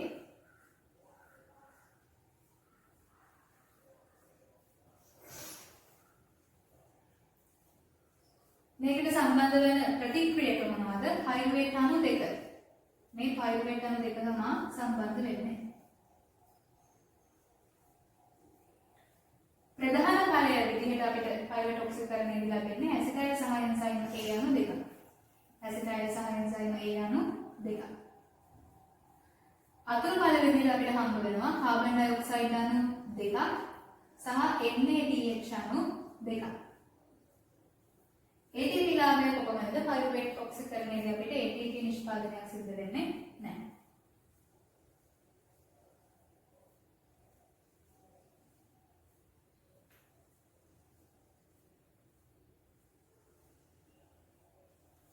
TCA චක්‍රය එහෙම නැත්නම් සිට්‍රික් අම්ල චක්‍රය සිද්ධ වෙන්නේ කොතනද? මයිටොකොන්ඩ්‍රියා පූරකය තුළම තමයි. මේකට සම්බන්ධ වෙන ප්‍රතික්‍රියක මොනවද? ඇසිටයිල් සහ එන්සයිම් A දෙකයි.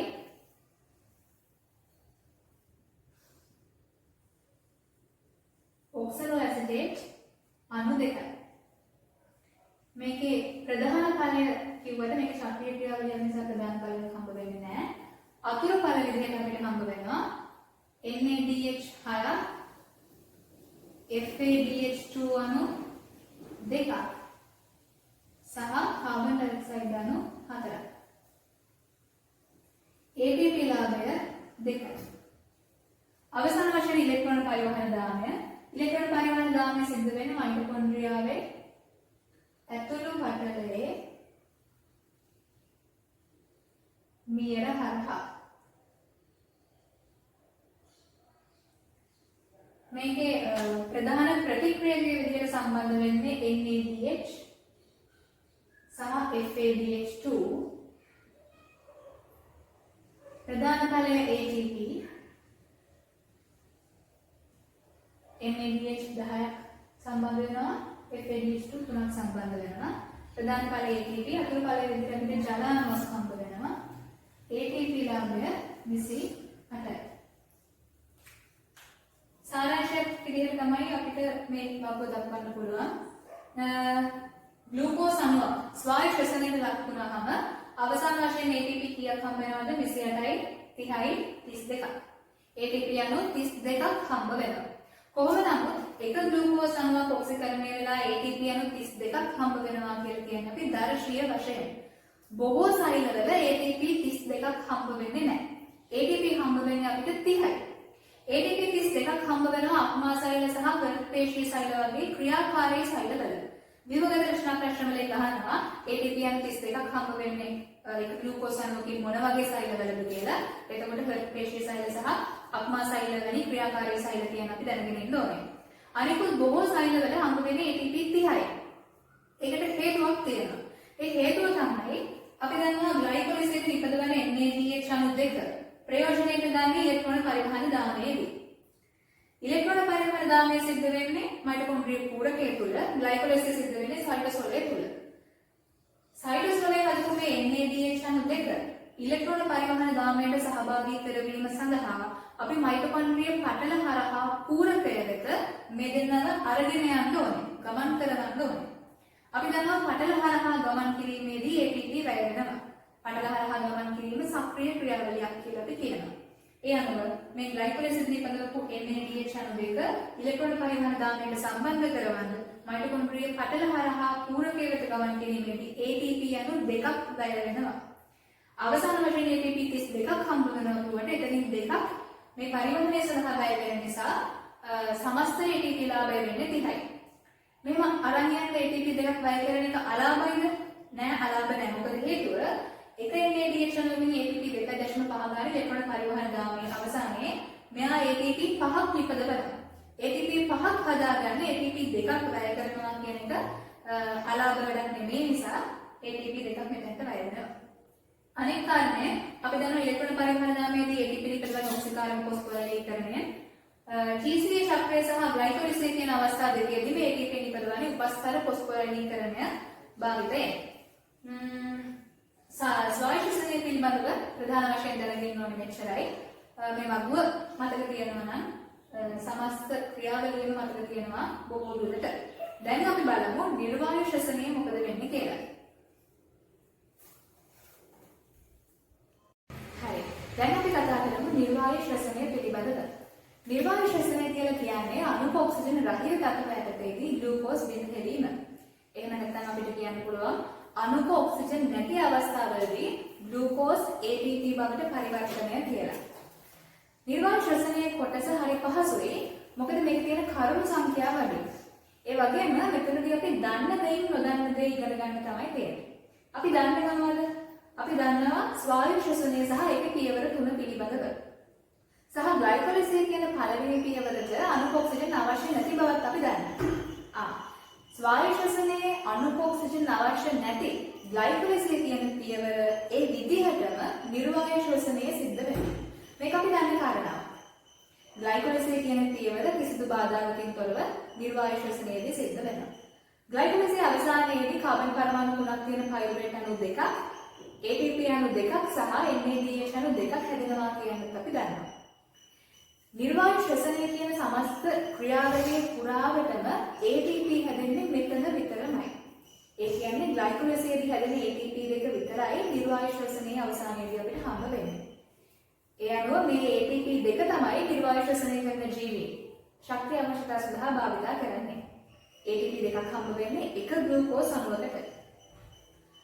මේ අනුව පැහැදිලි වෙනවා අපිට නිර්වායු ශ්වසනයේදී ලැබෙන ATP ලාභය ස්වායු ශ්වසනයේ ලැබෙන ATP ලාභයට වඩා බෙහෙවින් අඩුයි කියලා.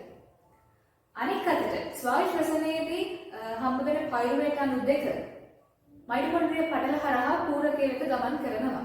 සෛලයේ ඔක්සිජන් තියෙන නිසා. නමුත් නිර්වායු අවස්ථාවලදී සෛලයේ ඔක්සිජන් නැති නිසා මේ පයිරුවේට් අණු දෙකට අවසර ලැබෙන්නේ නැහැ පූරකයට ගමන් කරන්න. ඒ නිසා පයිරුවේට් ඔක්සිකරණය සිට්‍රික් අම්ල චක්‍රයේ ඉලෙක්ට්‍රෝන පරිවහන දාමය වගේ ඉදිරි පියවර මේක සිද්ධ වෙන්නේ නැහැ. එතකොට මේ පයිරුවේට් අණු දෙකට මොකද වෙන්නේ? මේ පයිරුවේට් අණු දෙකට ගමන් මාර්ග දෙකක් ඔස්සේ ගමන් කරන්න පුළුවන්. පයිරුවේට් අණු දෙක ලැක්ටික් අම්ලයේ බවට පරිවර්තනය වුණොත් අපි ඒ නිර්වායු ශ්වසන ආකාරයට කියනවා ලැක්ටික් අම්ල පැසීම කියලා. පයිරුවේට් අණු දෙක එතිල් මධ්‍යසාර බවට පරිවර්තනය වුණොත් අපි මේ නිර්වායු ශ්වසන ආකාරයට කියනවා එතිල් මධ්‍යසාර පැසීම කියලා. අපි දන්නවා පැසීම කියලා කියන්නේ නිර්වායු ශ්වසනයේම තමයි. මේ පැසීමට නම් දෙක හම්බ වෙන්නේ පයිරුවේට් පරිවර්තනය වෙන අන්තඵලයේ ස්වභාවය අනුව. ලැක්ටික් අම්ලය බවට පරිවර්තනය වෙනොත් ලැක්ටික් අම්ල පැසීම. එතිල් මධ්‍යසාර බවට පරිවර්තනය වෙනොත් එතිල් මධ්‍යසාර පැසීම කියලා අපි කියනවා. ග්ලයිකොලිසිස්දී NAD+ අණු දෙකක් ඔක්සිහරණය වෙලා NADH අණු දෙකක් හැදෙනවා. ඒක අපි ස්වායු ශ්වසනයේදී ඉගෙන ගත්තා. මේ NADH අණු දෙක ස්වායු ශ්වසනයේදී නම් ප්‍රයෝජනයට ගන්න ඉලෙක්ට්‍රෝන පරිවහන දාමය කියන පියවරේදී. නමුත් නිර්වායු ශ්වසනයේදී ඉලෙක්ට්‍රෝන පරිවහන දාමයක් සිද්ධ වෙන්නේ නැති නිසා ග්ලයිකොලිසිස් හැදෙන NADH අණු දෙක ප්‍රයෝජනයට ගන්න. එහෙම නැත්නම් මේ දෙක ATP බවට හරවන්න අපිට අවස්ථාවක් ලැබෙන්නේ නැහැ. දිගින් දිගටම ග්ලයිකොලිසිස් සිද්ධ වෙනකොට නිර්වායු ශ්වසනයේදී දිගින් දිගටම NAD+ NADH බවට පරිවර්තනය වෙනවා. මේ NADH නැවත ඔක්සිකරණය කරන අවස්ථාවක් නොලැබෙන නිසා ඒක සෛලයේ ඒකරස් වීම සිදු වෙන්න පුළුවන්. එහෙම වුණොත් යම් අවස්ථාවකදී නිර්වායු ශ්වසනයේ ග්ලයිකොලිසිස් කියන පියවරට NAD+ සීමාකාරී සාධකයක් වෙනවා. මෙහෙම වෙන එක බලක්ව ගන්න සෛල මොකද කරන්නේ? පයිරුවේට් ලැක්ටික් අම්ලයේ බවට හෝ එතිල් මධ්‍යසාර බවට හෝ පරිවර්තනය වන අතරතුරදී අර හැදෙන NADH අණු නැවත ඔක්සිකරණය කරලා NAD+ බවට ප්‍රතිචක්‍රීකරණය කරන්න සෛල ක්‍රියාත්මක වෙනවා. එහෙම වෙන්නේ කොහොමද කියලා අපි එක් පැසීමේ ආකාරයකට කතා කරලා බලමු. මුලින්ම ලැක්ටික් අම්ල මුලින්ම එතිල් මධ්‍යසාර පැසීම පිළිබඳව තමයි කතා කරන්නේ. හරි. දැන් අපි කතා කරමු එතිල් මධ්‍යසාර පැසීම පිළිබඳව. මෙතනදී ග්ලයිකොලිසිස් කියන පියවර කලින් කිව්වා වගේ මේ විදිහටම සිද්ධ වෙනවා. ඒ කියන්නේ ග්ලූකෝස් අණුවක් පයිරුවේට් අණු දෙකක් බවට පරිවර්තනය වෙනවා. මෙතනදී ATP දෙකක් හැදෙනවා. මේ ATP දෙක තමයි ශක්තිය අවශ්‍යතාව සඳහා ජීවීන් භාවිත කරනු ලබන්නේ. ඒ වගේම NAD+ අණු දෙකක්, ප්‍රෝටෝන දෙකක් සහ ඉලෙක්ට්‍රෝන 4ක් සමග ප්‍රතික්‍රියා කරලා NADH අණු දෙකක් බවට ඔක්සිහරණය වීම සිදු වෙනවා. එතින් මද්දචාර පැසීමේදී මේ හැදෙන පයිරුවේට් අණු දෙක පියවර දෙකක් ඔස්සේ ගමන් කරනවා. පළවෙනි පියවරේදී මෙයා කාබන් ඩයොක්සයිඩ් අණු දෙකක් නිදහස් කරලා, කියන්නේ එක පයිරුවේට් අණුවක් එක කාබන් ඩයොක්සයිඩ් අණුවක් තමයි නිදහස් කරන්නේ. කාබන් ඩයොක්සයිඩ් දෙකක් නිදහස් කරලා ඇසිටල්ඩිහයිඩ් කාණ්ඩයක් බවට පත් වෙනවා. ඇසිටල්ඩිහයිඩ් කාණ්ඩයක් බවට පත් වෙනවා. ඇසිටල්ඩිහයිඩ් කියලා කියන්නේ කාබන් පරමාණු දෙකක සංයෝගයක්. මේ ඇසිටල්ඩිහයිඩ් තමයි එතිල් මද්දචාර බවට ඔක්සිහරණය වීම සිදු වෙන්නේ. මේ ඇසිටල්ඩිහයිඩ් එතිල් මද්දචාර බවට අවසානයේදී ඔක්සිහරණය වෙනවා. අපි දන්නවා යම් සංයෝගයක් ඔක්සිහරණය වෙනකොට තවත් සංයෝගයක් ඔක්සිකරණය විය යුතුයි කියලා. ඒ අනුව ඇසිටල්ඩිහයිඩ් එතිල් මද්දචාර බවට ඔක්සිහරණය වෙනකොට ග්ලූකෝස් පයිරුවේට් බවට හැදෙද්දී හැදුණු NADH අණු දෙක ඔක්සිකරණය වෙනවා. ඒ කියන්නේ NADH අණු දෙක ඔක්සිකරණය වෙලා NAD+ දෙකයි ප්‍රෝටෝන දෙකයි ඉලෙක්ට්‍රෝන 4ක් ලබා දෙනවා. ඒ අනුව පැහැදිලි වෙනවා මේ ප්‍රතික්‍රියාව දිගින් දිගටම සිද්ධ වෙනකොට කොයි වෙලාවකවත් NAD+ සීමාකාරී සාධකයක් වෙන්නේ නැහැ. මෙතනදී NADH බවට හැරෙනවා, මෙතනදී NADH NAD+ බවට හැරීම සිදු වෙනවා. එතන මැදචාර පැසීම ගැන දැනගෙන ඉන්න ඕනේ. මේ දේවල් ටික තමයි අපි ස්වාය ප්‍රශ්න යටතේ කතා කරද්දී කිව්වා අවසාන ඉලෙක්ට්‍රෝන ප්‍රතිග්‍රාහකයා විදිහට ක්‍රියාත්මක වෙන්නේ අණුක ඔක්සිජන් කියලා. ඒ වගේ පැසීමේ ආකාර දෙකෙන් විදිහට අපි කතා කරනවා අවසාන ප්‍රෝටෝන ප්‍රතිග්‍රාහකයා. එහෙම නැත්නම් අවසාන H+ ප්‍රතිග්‍රාහකයා පිළිබඳව. එයා H+ ප්‍රතිග්‍රහණය කරාම මොකද වෙන්නේ, කරන්නේ කොහොමද කියන එක අපිට සමීකරණමය ආකාරයෙන් පැහැදිලි කරන්න බෑ. නමුත් අපි දැනගෙන ඉන්න ඕනේ එතිල් මද්දචාර පැසීමේදී අවසාන H+ ප්‍රතිග්‍රාහකයා විදිහට ක්‍රියාත්මක වෙන්නේ ඇසිටල්ඩිහයිඩ් කියන කාබනික සංයෝගය. අනිත් කාරණේ දැනගෙන ඉන්න ඕනේ එතිල් මද්දචාර පැසීම සිදු කරන ජීවීන් කවුද කියලා. මේක සිදු කරන ජනප්‍රියම ජීවිය තමයි අපි සාමාන්‍ය කාලේ දන්නවා යීස්ට් කියන ජීවිය. එතිල් මද්දචාර පැසීම සුලභතරම කරන්නේ යීස්ට් කියන ජීවියා. ඊට අමතරව බොහෝ බැක්ටීරියාව එතිල් මද්දචාර පැසීම සිදු කරනවා.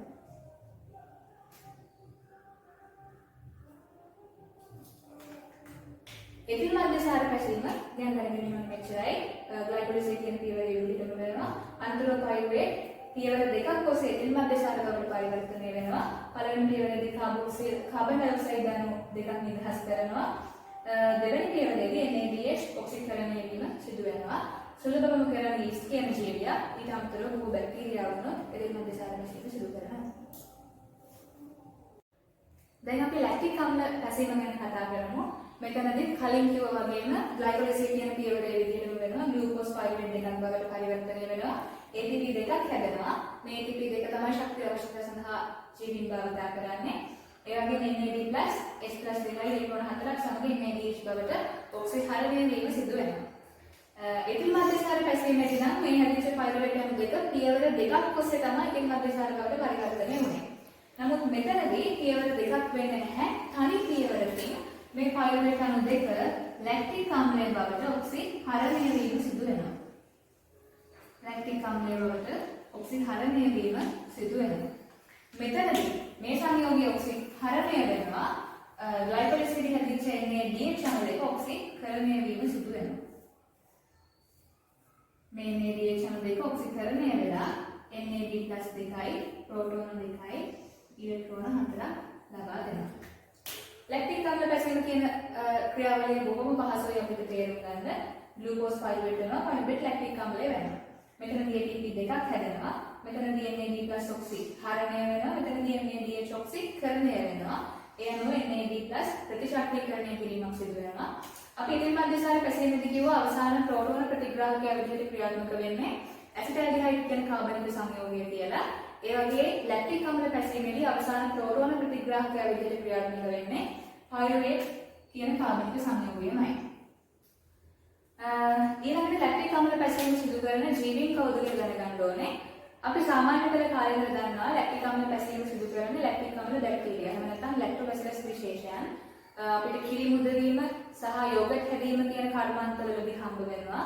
ඒ බැක්ටීරියාවන් පිළිබඳව තොරතුරු වැඩිපුරම කරන්නේ සුලභවම කරන්නේ ලැක්ටික් අම්ල බැක්ටීරියා. මීට අමතරව ඇතැම් දිලීර සමහර දිලීර සහ තවත් බැක්ටීරියා විශේෂ කිහිපයක් ලැක්ටික් අම්ල පැසීම සිදු කරනවා. බොහෝ බැක්ටීරියාවන් සිදු කරන්නේ එතෙල් මධ්‍යසාර පැසීම. ඇතැම් බැක්ටීරියාවන් තමයි ලැක්ටික් අම්ල පැසීම කරන්නේ. යීස්ට් තමයි එතෙල් මධ්‍යසාර පැසීම සිදු කරන සුලභම ජීවියා. ලැක්ටික් අම්ල බැක්ටීරියාවන් තමයි ලැක්ටික් අම්ල පැසීම සිදු කරන සුලභම ජීවියා. ඒ ජීවීන් පිළිබඳව මතකයක් තියෙන්න ඕනේ. ඇතැම් අවස්ථාවලදී බහුවර්ණ ප්‍රශ්න වල අහනවා. ලැක්ටික් අම්ල පැසීම ගැන දැනගන්න ඕනේ ඉස්සරහ. ඊළඟට තියෙන වැදගත් මාතෘකාව තමයි ශ්වසන ලබ්ධය කියලා කියන්නේ. ශ්වසන ලබ්ධය පිළිබඳව සම්පත් පොතේ දීලා තියෙනවා නිර්වචනයක් සහ එක පොයින්ට් එකක්. මේ නිර්වචනය විභාගක රචනා ප්‍රශ්න වල විතර අහනවා. ඒක හොඳට මතක තියෙන්න ඕනේ. එතන පොයින්ට්ස් 4ක් තියෙනවා. පළවෙනි පොයින්ට් එක දෙන ලද කාලයකදී. දෙවෙනි පොයින්ට් එක දෙන ලද ශ්වසන උපස්තරයක් සඳහා. 3 නිදහස් කරන ලද කාබන් ඩයොක්සයිඩ් පරිමාවට. 4 පරිභෝජනය කරන ලද ඔක්සිජන් පරිමාව ගන්න අනුපාතය. ආයිකියුව දෙන ලද කාලයකදී දෙන ලද ශ්වසන උපස්තරයක් සඳහා නිදහස් කරන ලද කාබන් ඩයොක්සයිඩ් පරිමාවට පරිභෝජනය කරන ලද ඔක්සිජන් පරිමාව ගන්න අනුපාතය. අපිට ඒක මෙහෙම ලියන්න පුළුවන්. නිදහස් කරන ලද කාබන් ඩයොක්සයිඩ් පරිමාවට පරිභෝජනය කරන ලද ඔක්සිජන් පරිමාව ගන්න අනුපාතය. එහෙමත් නැත්නම් ශ්වසන ලබ්ධිය සමානයි VCO2 බෙදීම VO2. මේ සමීකරණයක් මතක තියාගන්න ඕනේ. ඒ වගේම අපිට දීලා තියෙනවා එක ආහාර, ඒ කියන්නේ කාබෝහයිඩ්‍රේටමය ආහාර, ප්‍රෝටීනමය ආහාර සහ ලිපිඩමය ආහාර ශ්වසන උපස්තර ලෙස ක්‍රියාත්මක වෙනකොට ලැබෙන ශ්වසන ලබ්ධියේ අගය කීයද කියලා. මේකත් මතක තියෙන්න ඕනේ. කාබෝහයිඩ්‍රේට ශ්වසන උපස්තර ලෙස ක්‍රියාත්මක වෙනකොට අපිට ලැබෙන ශ්වසන ලබ්ධියේ අගය 1යි. කාබෝහයිඩ්‍රේට. ඒ කියන්නේ මේ අනුපාතය 1ට සමානයි. නිදහස් කරන ලද කාබන් ඩයොක්සයිඩ් පරිමාව පරිභෝජනය කරන ලද ඔක්සිජන් පරිමාවට සමානයි කියලා තමයි කියන්නේ. කාබෝහයිඩ්‍රේට ශ්වසන උපස්තර ලෙස ක්‍රියාත්මක වෙනකොට. ඒ වගේම ප්‍රෝටීන ශ්වසන උපස්තර ලෙස ක්‍රියාත්මක වෙනකොට අපිට ලැබෙන ශ්වසන ලබ්ධියගේ 0.7යි.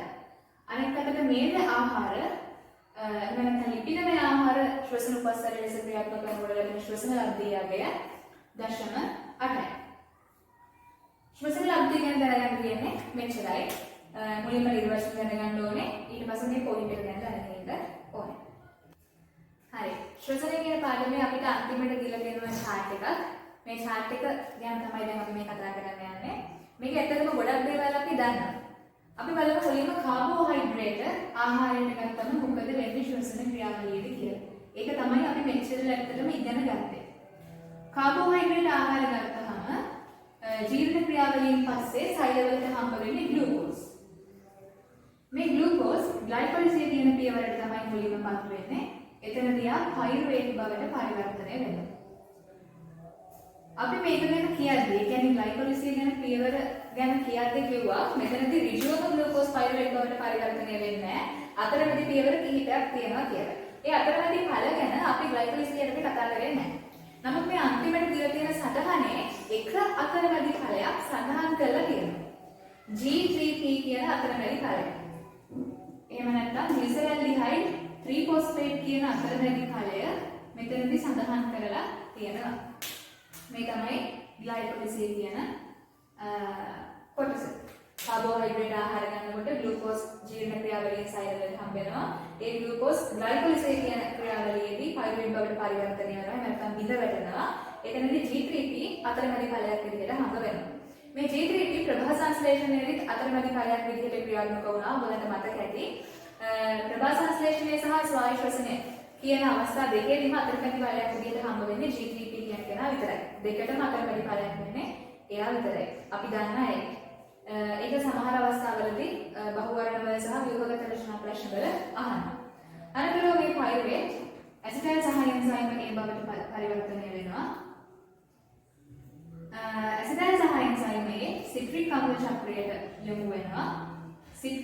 චක්‍රයෙන් පස්සේ අපි දන්නවා ඉලෙක්ට්‍රෝන පරිවහන දාමය.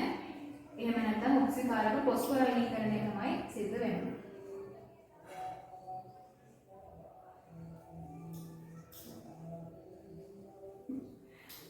කාබෝහයිඩ්‍රේට් ආහාර ගත්තම වෙන්නේ මෙන්න මේ පිළිවෙල. මේක තමයි අපි ඉගෙන ගත්තේ.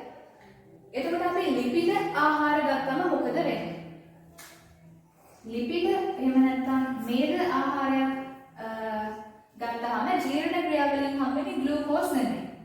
ග්ලයිකෝජන් හා මේද අම්ල තමයි අපිට හම්බ වෙන්නේ. ග්ලයිකෝජන් සහ මේද අම්ල කියන සංයෝග දෙක තමයි අපිට හම්බ වෙන්නේ. මේ ග්ලයිකෝජන් සහ මේද අම්ල ATP හදන්න භාවිත කරන්න පුළුවන්. මේද අම්ල මේ ක්‍රියාවලියට දායක වෙන්නේ ඇසිටයිල් සහ එන්සයිම ඒ හරහා. මේද අම්ල මේ ක්‍රියාවලියට සම්බන්ධ වෙන්නේ ඇසිටයිල් සහ එන්සයිම ඒ හරහා. ATP හදන්න කොහොමද මේ පාරේ තමයි අන්තිමට යන්න ඕනේ.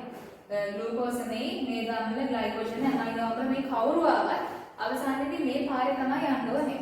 නමුත් මේ පාරට එන්න වෙන තැන එක් සංයෝගයෙන් සංයෝගයට වෙනස්. ග්ලූකෝස් පටන් ගන්න මෙතනින්මයි. මේද අම්ල හම්බුනාම එයා වැඩි පටන් ගන්න ඇසිඩයිල් සහ එන්සයිම ඒ හරහා. ඒ වගේ ග්ලයිකෝජන් මේ පාරට එකතු වෙන්නේ G3P හරහා. එහෙම නැත්නම් අපිට කියන්න පුළුවන් ග්ලයිකොලිසිය හරහා කියලා. ඒ වගේම අපි දන්නවා ප්‍රෝටීන ආහාරයක් ගත්තොත් මේ ප්‍රෝටීන ආහාර ජීවන ක්‍රියාවලියෙන් පස්සේ ලබා දෙන්නේ ඇමයිනෝ අම්ල. ඇමයිනෝ අම්ල වලට මේ පාරට එන්ටර් වෙන්න පුළුවන් අවස්ථා තුනකදී. එකක් ග්ලයිකොලිසිය G3P හරහා, අනිත් එක ඇසිඩයිල් සහ එන්සයිම් A හරහා, අනිත් එක සිට්‍රික් අම්ල චක්‍රය හරහා. ග්ලයිකොලිසියට එකතු වෙනවා නම් අපි දන්න ඇමයිනෝ අම්ල වල තියෙනවා හයිඩ්‍රජන් කාණ්ඩයක්, කාර්බන් කාණ්ඩයක්, කාබොක්සිලික් කාණ්ඩයක් සහ ඇමයින් කාණ්ඩයක් කියලා. නැත්නම් NH2 කාණ්ඩයක්. මේ NH2 කාණ්ඩය ඉවත් කරලා තමයි මෙයා ග්ලයිකොලිසිය හරහා සම්බන්ධ වෙන්න ඕනේ. NH2 කාණ්ඩය ඉවත් කරන්න ඕනේ. එහෙම නැත්නම් රිජෝම සම්බන්ධ වෙන්න පුළුවන් යා ඇසිඩ් සහ එන්සයිම් A වලට ඊට අමතරව සිට්‍රික් අම්ල චක්‍රයට. මේක කරුණු වශයෙන් මතක තියාගන්න අමාරුයි. මේ chart එක මතකයේ තියෙනවා නම් ඒක තමයි ලේසි. ඒ කියන්නේ ඇමයිනෝ අම්ල වලට පුළුවන් ශ්වසනයට සම්බන්ධ වෙන G3P හරහා, සිට්‍රික් අම්ල චක්‍රය හරහා සහ ඇසිඩයිල් සහ එන්සයිම් A හරහා ඒ වගේ කරුණු විදිහට මතක තියාගන්න උත්සාහ කරන්න එපා. මේ chart එක මොනවා මතක තියාගන්න. මේක තමයි අවසාන වශයෙන් ශ්වසනයේදී අපිට දැනගෙන තියෙන්න ඕනේ. බොහොම සරල chart එකක්. නමුත් මේක අහනවා විභවගත ප්‍රශ්න වලත් ඒ වගේම බහුවර්ණ ගැටළු වල නිතර අහන කොටසක් මතක තියාගන්න ඕනේ. ශ්වසනය කියලා මාතෘකාව යටතේ අපි දැනගෙන ඉන්න ඕනේ මෙච්චරයි. හරිම සරල පාඩමක් ඇත්තටම මේකේ කරුණු බරපතල නැහැ. තේරුම් ගන්න පහසුයි. එක වතාවක් තේරුම් ගත්තම පාඩම් කරන්න පුළුවන්. 2020 අපි උසස් පෙළ කරපු අවුරුද්දේ අපිට රචනා ප්‍රශ්නයක් අහනවා මේ සම්බන්ධයෙන්. ඒ වගේම මේ පාඩමට අදාළව බහුවර්ණ විභවගත රචනා ප්‍රශ්න සහ රචනා ප්‍රශ්න ඒවට උත්තර මේ වීඩියෝ එකට ලින්ක් එකක් තියෙනවා. ඒ හරහා ගිහින් ඔයගලට කරන්න පුළුවන්. ඒවත් කරන්න. ඒ වගේම ගම්ස අපි YouTube නාලිකාව subscribe කරලා අපිත් එක්ක එකතු වෙන්න කියලා ආරාධනා කරනවා. මේ පාඩමට මාත් එක්ක එකතු වෙලා හිටියට බොහොම ස්තුතියි. නංගිලා මල්ලිලට උසස් පෙළ විභාගයේ හොඳින්ම ජයග්‍රහණය කරලා තමන් කැමති තැනට යන්න පුළුවන් වෙන්න කියලා ප්‍රාර්ථනා කරනවා. ස්තුතියි.